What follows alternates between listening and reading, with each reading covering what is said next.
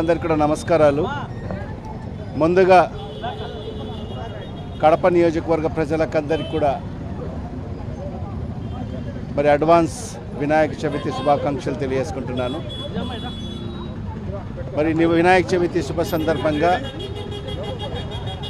గత 10 సంవత్సరాలుగా మరి మన 23వ డివిజన్ ఇన్ఛార్జ్ అయిన మరి ఐస్ క్రీమ్ రవి గారు మరి మట్టి వినాయక విగ్రహాలను మరి ఆయన అందరికీ ఇచ్చే కార్యక్రమాన్ని శ్రీకారం చుట్టడం జరిగింది. గత 10 సంవత్సరాలుగా ఇది 11వ ఏడు మరి ఈరోజు ఈ మట్టి వినాయక విగ్రహాలను మరి అందరికీ కూడా అందించడం జరిగింది. మరి ఎందుకంటే పర్యావరణాన్ని మనం కాపాడాల్సిన బాధ్యత ప్రతి ఒక్కరిపైన ఉంది. మరి ఇవాళ మరి మన జిల్లా ప్రజలకు మరి ముఖ్యంగా మన కడప నియోజకవర్గ ప్రజలకు అందరికీ కూడా విజ్ఞప్తి చేసేది ఏంటంటే అందరూ కూడా మట్టి మరి వినాయక విగ్రహాలను మరి వాడితే మనం అందరం కూడా పర్యావరణాన్ని కాపాడే వాళ్ళం అవుతాము. అందుకు ప్రతి ఒక్కరు కూడా మట్టి విగ్రహాలను వాడాలని చెప్పి కూడా ఈ సందర్భంగా ప్రతి ఒక్కరికి విజ్ఞప్తి చేసుకుంటున్నాను. మరి అదే కాకుండా మనం అందరం కూడా కలిసిమెలిసిగా మరి పండుగను మరి ఎంతో ఘనంగా నిర్వహించుకోవడం జరుగుతుంది. మరి ఇక్కడ అందరు కూడా ఒక శాంతియుత మార్గంలో మనం అందరం కూడా ఈ పండుగను మరి నిర్వహించుకోవాల్సిన అవసరం కూడా ఎంతైనా ఉంది. ఈ సందర్భంగా మరి రవి గారికి మరి వాళ్ళ కుటుంబ సభ్యులకు అందరికీ మరొకసారి అభినందన తెలియజేసుకుంటున్నాను. మరి ఎందుకంటే గత 11 సంవత్సరాలుగా మరి ఈరోజు మట్టి విగ్రహాలను మరి అందరికీ అందిస్తూ మరి ఈరోజు మనకు కూడా ఇక్కడ ఆహ్వానం పలికి మన చేత ద్వారా మరి అందించే కార్యక్రమం చేయడం జరుగుతుంది. మరి ఈ సందర్భంగా మరొక్కసారి కడప నియోజకవర్గ ప్రజలకు అందరికీ కూడా అడ్వాన్స్ మరి వినాయక చవితి శుభాకాంక్షలు తెలియజేసుకుంటున్నాను.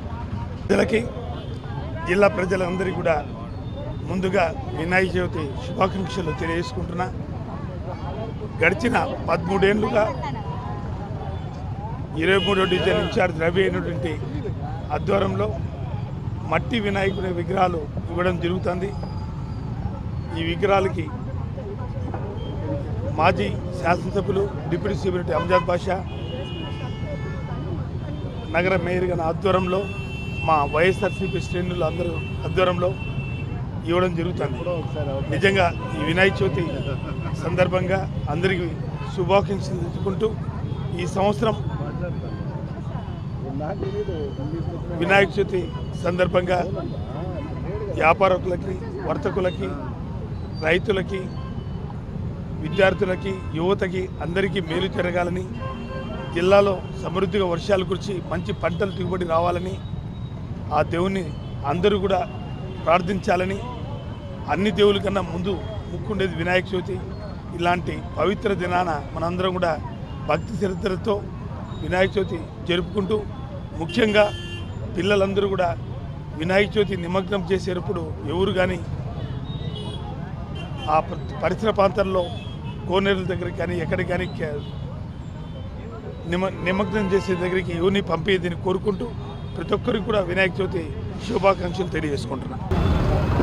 కడప ప్రజలందరికీ వినాయక చవితి శుభాకాంక్షలు. అలాగే నాగరాజుపేట 23వ డివిజన్ ఐస్ క్రీమ్ రవి అయిన నేను గత 11 సంవత్సరాలుగా మట్టి వినాయక విగ్రహాలు పంపిణీ ఉచిత కార్యక్రమం జరిగింది. ఈ ఉచిత విగ్రహాలు పనిచేయడానికి పలు కారణాలు. కాలుష్యం గురించి అవేర్నెస్ వచ్చేదానికి ప్రతి నాయకుడితో, ప్రతి అధికారితో ఏదో విధంగా ప్రతి సంవత్సరం పెంచుకుంటూ కడపలో ఎక్కడా కూడా ప్లాస్టర్ ఆఫ్ ప్యారిస్ విగ్రహం లేకుండా మట్టి వినాయక విగ్రహంతోనే పూజించాలా. మట్టి వినాయక విగ్రహం తీసుకొని అది నీళ్ళల్లో వేసినా కూడా అది కాలుష్యం కాకుండా వెంటనే కరిగిపోతుంది.